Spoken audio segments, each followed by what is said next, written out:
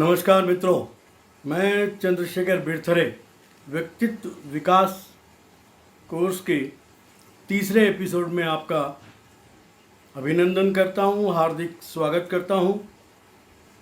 हमारा आज का विषय है सच्ची और वास्तविक तारीफ ही आपके जीवन में आपको लोकप्रिय एवं सफल होने का अचूक मंत्र प्रदान करती है।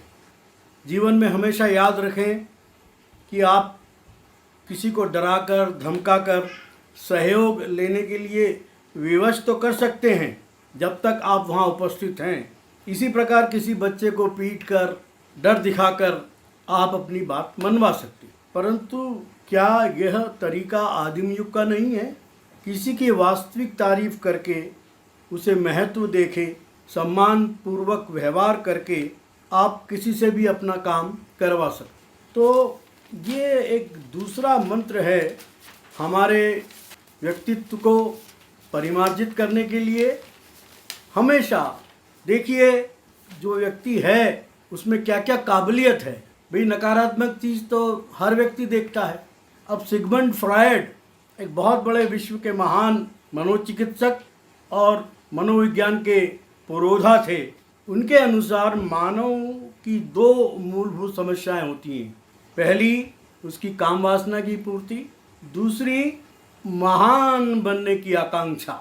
मनुष्य की और भी आकांक्षाएं होती हैं, जैसे स्वास्थ्य और जीवन, सुरक्षा, भोजन, नींद, धन और धन से खरीदी जाने वाली वस्तुएं, स्वर्ग जाने की इच्छा। ये भी एक मूलभूत इच्छा होती है मानव के लिए। काम वासना की संतुष्टि, बच्चों एवं परिवार का कल्याण, समाज में जाति में महत्व की भावना। ये महत्व की भावना जो है ये बहुत महत्वपूर्ण है। जितनी भी आकांक्षाएं मनुष्य की होती है उसमें सबसे ऊपर होती है सराहे जाने की आकांक्षा, महत्व की आकांक्षा, जिसको महत्वाकांक्षा भी बोल सकते हैं। अब्राहम लिंकन जो अमेरिका के भूतपूर्व प्रेसिडेंट थे, पुराने राष्ट्रपति थे, वो उनका ये मानना था कि हर मनुष्य प्रशंसा की प्रबल इच्छा रखता है।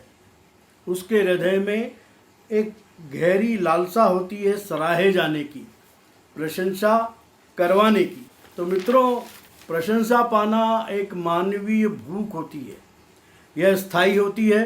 कुछ दुर्लभ व्यक्ति ही होते हैं जो लोगों की प्रशंसा की भूख को संतुष्ट कर पाते हैं और वे प्रशंसा चाहने वाले व्यक्ति को अपने वश में कर लेते हैं। और जिनकी प्रशंसा या सराहना की जाती है वे उस व्यक्ति पर जो उनकी प्रशंसा या सराहना करता है अपार प्रेम और स्नेह रखते हैं। आज मानव जाति जितनी उन्नति कर पाई है उसमें उनके पूर्वजों की महत्वाकांक्षा का महत्वपूर्ण स्थान है। अगर पूर्वज महत्वाकांक्षी नहीं होते तो हमारे आसपास जितनी भी उन्नति और उन्नति के जो साधन उपस्थित हैं वो शायद आविष्कार उनका नहीं हो पाता। अब देखिए, अब्राहम लिंकन अपनी उम्र के 52 साल तक असफल माने जाते हैं। वे ग्रोसरी की दुकान पे काम करते थे। वहाँ उनके हाथ में कुछ कानून की किताबें आ गई और कानून की किताबें पढ़ने में उन्होंने इतनी दिलचस्पी ली कि वो कानून की पुस्तकों के कीड़े बन गए।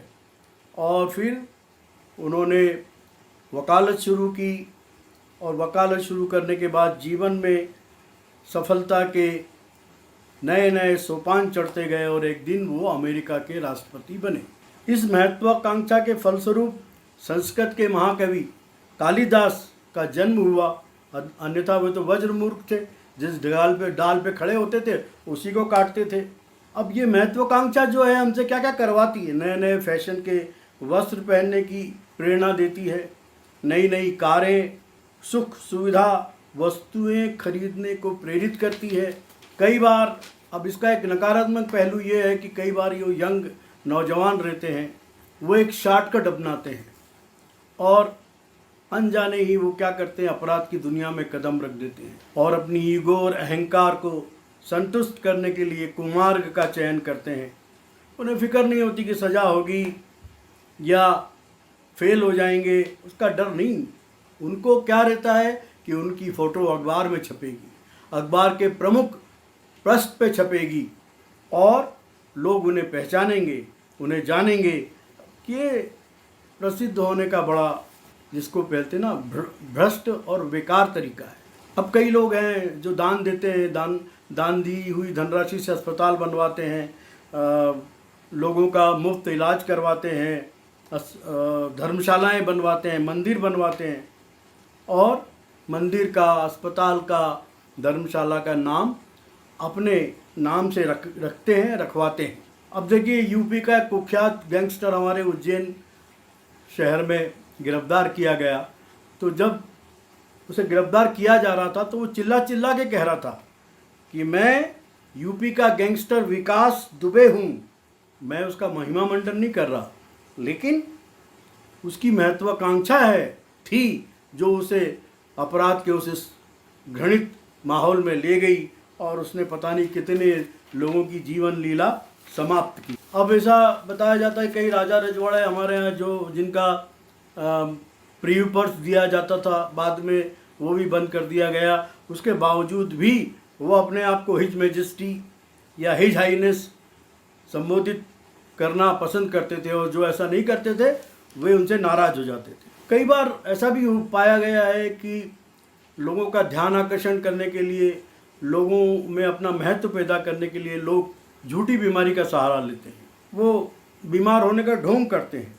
एक उदाहरण है, एक मंत्री की पत्नी जो थी वो चाहती थी कि उसका पति सरकारी कामकाज छोड़कर उसके पास बैठा रहे और अपनी जिम्मेदारियों का निर्वाह नहीं करे।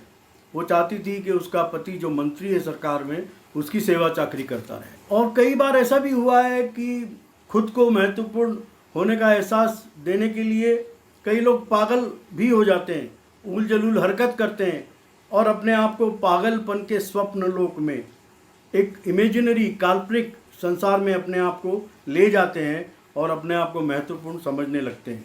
पागलपन के पीछे जो मानसिक रोग हैं, उनके पीछे शारीरिक कारणों को जिम्मेदार माना जा सकता है, पर जैसे मानसिक आघात, मेंटल शॉक, अल्कोहल या मादक विषैले पदार्थ, आकस्मिक दुर्घटनाएं, ये आधे पागल लोग इस श्रेणी में आते हैं। परंतु आधे पागल लोग अपनी बसाई हुई दुनिया में जीवित रहते हैं, अपने आप को एक काल्पनिक संसार में ले जाते हैं, उनके दिमाग में कोई गड़बड़ी नहीं पाई जाती और ऐसे पागल लोग पागलपन की अवस्था में उस महत्व का अनुभव करते हैं जो उन्हें असली दुनिया में नहीं मिलता।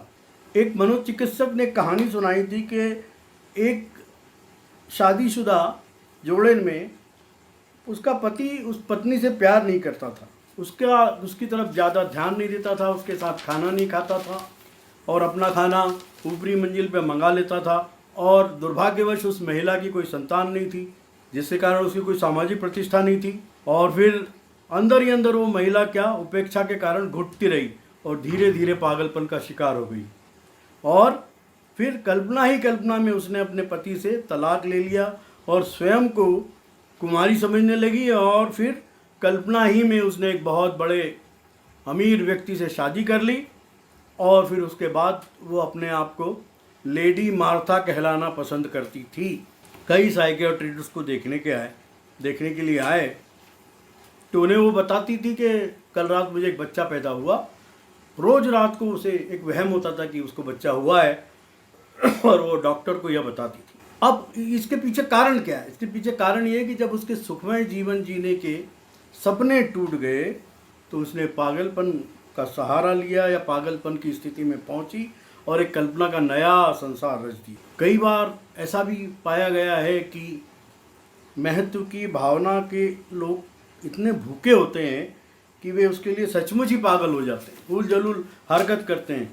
अब आप सोचिए थोड़ी देर के लिए कि अगर आप अपने आसपास के लोगों की सच्ची प्रशंसा करेंगे तो उन पर कितना बड़ा उपकार कर सकते हैं, उन्हें कितना सहयोग कर सकते हैं।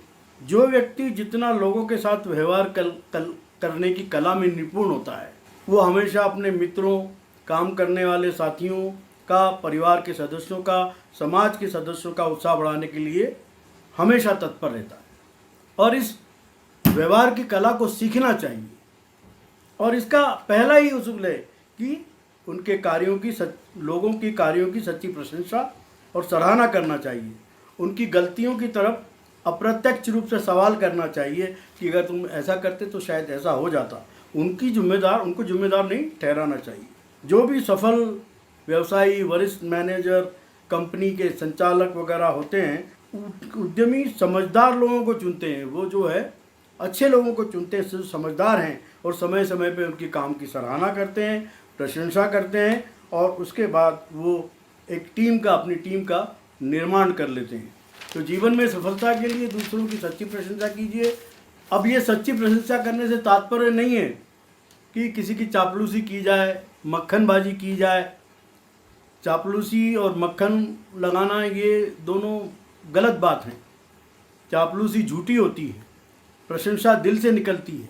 चापलूसी दांतों से निकलती है, प्रशंसा निस्वार्थ होती है, जबकि चापलूसी स्वार्थपूर्ण होती है। प्रशंसा की हर जगह सराहना होती है, जबकि चापलूसी की निंदा होती है। एक बहुत बड़े फिलोसोफर का कहना है कि आप हमला करने वाले दुश्मनों से मत डरो, बल्कि उन दोस्तों से डरो जो तुम्हारी चापलूसी करते हैं। अतः कभी कभी किसी की चापलूसी न करें, बल्कि सच्ची प्रशंसा करें, सराहना करें और लोगों के दिलों का जीतने का रास्ता बनाएं और एक नई जिंदगी की शुरुआत करें। हमेशा दूसरों की अच्छाई के बारे में सोचें, सिर्फ अपने बारे में ना सोचें। एक शेर है, बहुत प्रसिद्ध शेर है, शायर का नाम मुझे पता नहीं है। कुछ तो उसमें खूबियाँ होंगी ज़रूर, कुछ तो उसमें खूबियाँ होंगी ज़रूर, मैं किसी के ऐब ही क्यों देखा करूं। तो मित्रों, अगली बार जब किसी आप रेस्टोरेंट में जाएं, भोजन करें, भोजन स्वादिष्ट हो तो रसोइये को बुलाएं और उसको यह संदेश दें कि आपने बहुत अच्छा खाना बनाया। किसी सेल्समैन के व्यवहार से अगर आप संतुष्ट हों, प्रभावित हों, तो उसकी प्रशंसा करें। अपने बच्चों की परीक्षा में अच्छे नंबर लाने पर प्रशंसा करें। बच्चों को माता पिता की प्रशंसा से बहुत प्रेरणा मिलती है। आप कोई भाषण दे रहे हैं और कोई ताली नहीं बजाएगा तो आपको कैसा लगेगा। अतः आप अपने ऑफिस में अपने सहकर्मियों, अपने दुकानों में काम करने वाले कर्मचारियों से, परिवार के लोगों से, दोस्तों से सच्ची प्रशंसा करने के अवसर को कभी ना चूकें। हमारे संगी साथी भी इंसान हैं और वे प्रशंसा के भूखे होते हैं। यही वह असली सिक्का है जो हर आदमी पसंद करता है। इमर्सन ने कहा कि हर आदमी मुझसे किसी न किसी बात में बेहतर है और मैं उसकी यह बात उससे सीख लेता हूँ जिसमें वो बेहतर है मुझसे। तो ये सीखने के लिए सीखना कभी बंद नहीं करें। हमेशा जीवन में नया नया कुछ सीखते रहें। हर छोटे आदमी से भी हम सीख सकते हैं, हर बड़े आदमी से भी सीख सकते हैं। हमें अपनी उपलब्धियाँ या इच्छाओं के बारे में नहीं सोचना चाहिए। हमें ईमानदारी से हमसे संपर्क में आने वाले हर व्यक्ति की सच्ची प्रशंसा करना चाहिए। उसमें क्या गुण है उनको देखना चाहिए। दिल खोल कर तारीफ़ करना चाहिए। लोग आपकी तारीफ़ों के शब्दों को अपनी यादों की तिजोरी में सहेज कर रखेंगे और समय समय पर आपको याद करते रहेंगे। अतः लोकप्रिय होने का और जीवन में सफल होने का और व्यक्तित्व विकास का एक बहुमूल्य सिद्धांत है कि लोगों की सच्ची तारीफ़ करने की आदत डालें। बहुत बहुत धन्यवाद। ये हम अगले एपिसोड में फिर मिलेंगे।